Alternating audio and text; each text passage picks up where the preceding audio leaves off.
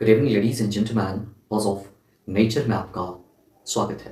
Laws of nature के creation में आज हम समझने के लिए जा रहे हैं पावर ऑफ अ डे, एक दिन की ताकत। वो एक दिन की ताकत जो कि हमारे बिहार में अभी इलेक्शंस आ रहे हैं, उस इलेक्शन के एक दिन जनता के पास बड़ी कुव्वत होती है, बड़ी ताकत होती है चुनने की। वो चुनने की जो 5 सालों के लिए उस जनता के लिए सर्विस देगा, काम करेगा, उनके लिए सड़कें बनाएगा।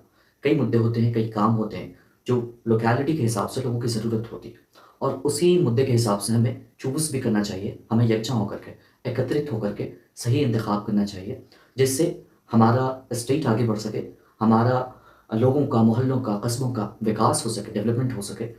जब कभी हम बहुत ज़्यादा भटक जाते हैं, बाइस्ड हो जाते हैं कई चीज़ों से, जो कि हमारे हिंदुस्तान में एजुकेशन लेवल, लोगों की समझ ही इतनी नहीं है कि हम किस तरह से चूज़ करेंगे, हमारे मुद्दे क्या होंगे, जिस बिना पर हम अपने लिए लोगों का चुनाव करेंगे, नेता को चुनाव करेंगे, अपना रिप्रेजेंटेटिव बनाएंगे।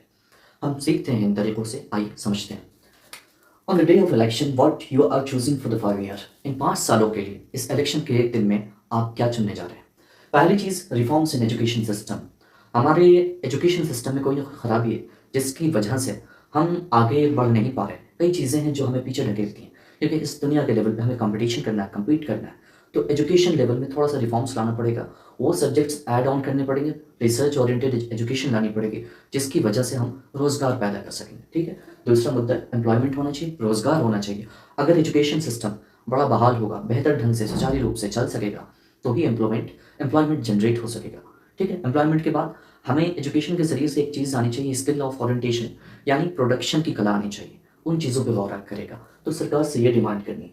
ठीक है। तीसरी चीज़ है हेल्थ। हमारा बिहार जो कि हेल्थ के सेक्टर में, हम जो लोग बहुत गांव से बिलोंग करते हैं, हेल्थ का सेक्टर गवर्नमेंट के तौर पर हमारे यहाँ इतना बहाल नहीं है कि कई चीज़ें आप तक पहुँच सके और बहुत आसानी से आप कुछ चीज़ें दस्तयाब हो। आप शहरों की तरफ भागते हैं, प्राइवेट सेक्टर की तरफ भागते हैं।